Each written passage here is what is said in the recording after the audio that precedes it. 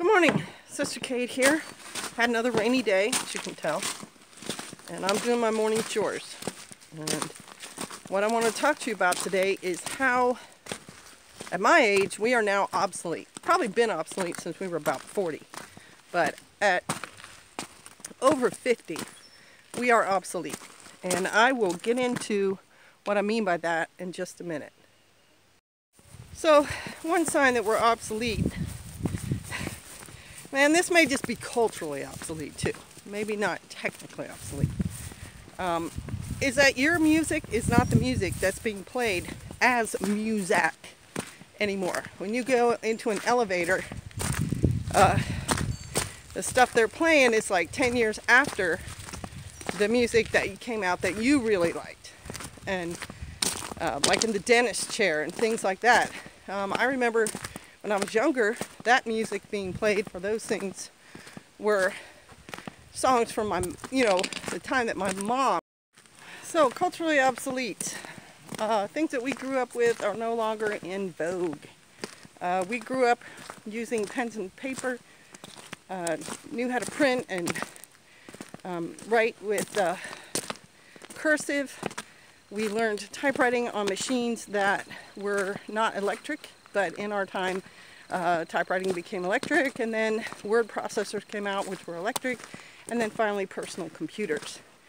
This is how we know we are culturally obsolete. So that kind of leaves the question, you are no longer the up-and-comers, you are no longer the people who are going to directly affect culture.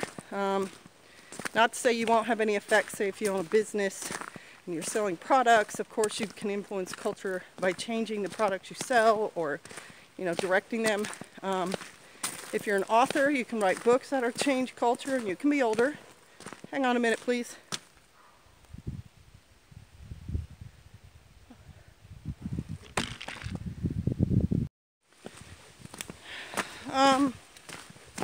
When you're my age or over 50, you can affect your grandkids. You can tell them things about your upbringing, your childhood. Try to instill values in them from our time period. And what are the values we'd like to see carried forward?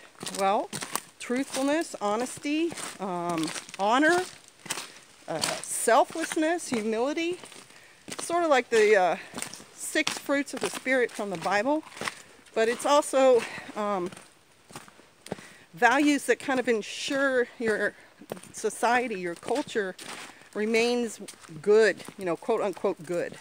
That your society, culture continues to make progress, that helps all mankind. That your society continues to make progress, that makes your society sustainable, and how else do you phrase it? All right, well, I'll stop there because I've given you some good stuff, and then we'll just do the reverse. We're talking about a society that does not tear itself down. And there are cultures where it makes perfect sense to slaughter millions of your own people. And I'll give for an example the Cambodians in the Khmer Rouge time frame.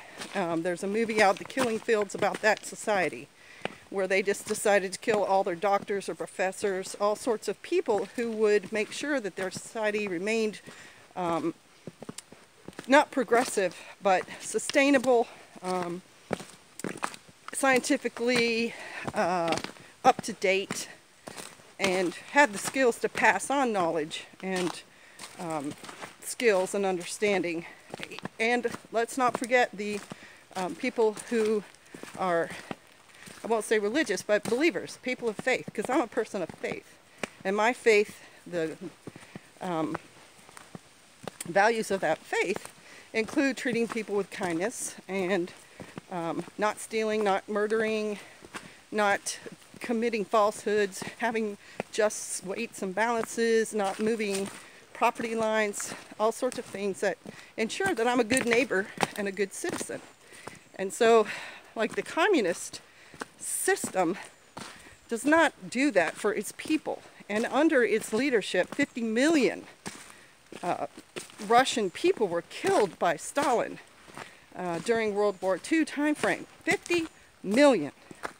That's, you know, the populace of like New York City and Los Angeles and Dallas, and you know what I mean? Like just many, many citizens killed. And that's why communism is not that great of a sustainable culture. Now, some people are still squeaking by with it, but you go to the very outermost reaches of that civilization and people are still living like medieval time frame.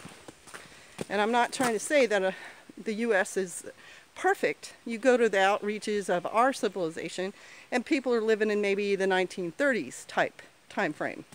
I'm living that life right now, but I still, within my culture, have access to the most modern advances, to medicine, which obviously I needed recently with my brain surgery, and up-to-date clean food, if I want, you know, solar power and things like that.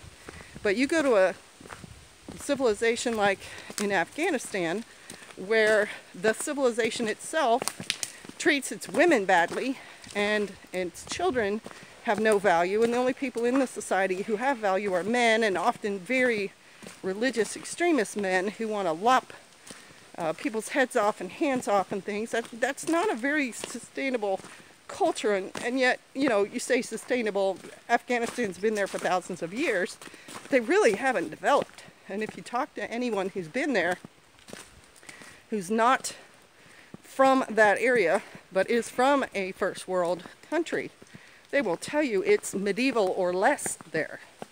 And so if we're culturally obsolete, we are still carrying within us the knowledge and values of keeping society, like I said, not progressive, because I'm not talking about liberalism and giving rights to people who, you know, tattoo their whole body.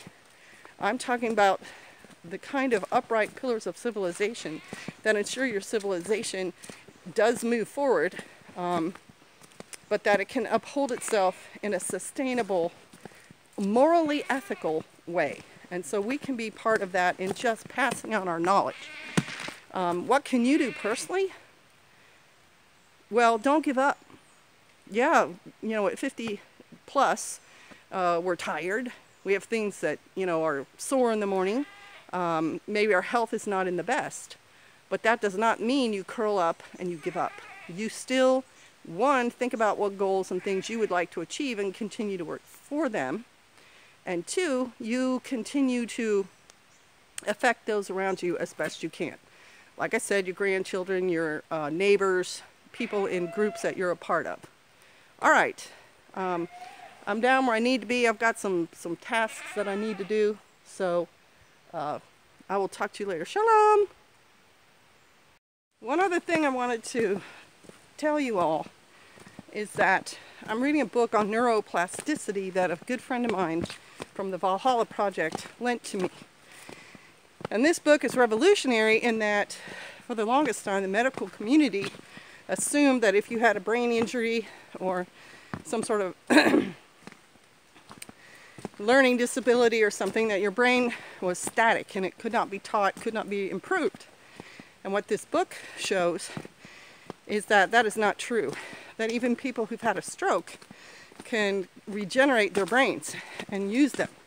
That people who are born with disabilities or lacking in areas like speech or reading or comprehension can improve their brain output and performance by doing certain brain exercises. And I'm not going to sell like a product for them, but these learning programs for computers are out there. And this is not a new technology. It's just a technology that is now coming into being seen and not identified, but recognized by the medical community. With Chris Reeves' spinal injury, it put a focus on paralysis and those sorts of problems. And when a focus comes on something, then more attention, etc. And this particular doctor who's doing a lot of these experiments of making these devices is one of the people who helped deaf people hear by using that cochlear ear implant.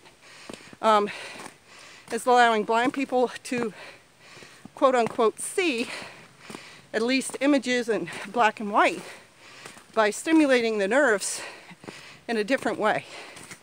So my point to you is, even if you have some kind of disability, you can rehabilitate yourself and make yourself active. So don't give up. Yes, we're older, yes, we're slower, but we have wisdom and knowledge, and we can share that and we can use that. And you have 30 to 50 more years ahead of you, maybe more. So now it's not the time to give up. Now is the time to get renewed and look to what's coming for you next down the pike. All right, shalom, bless you.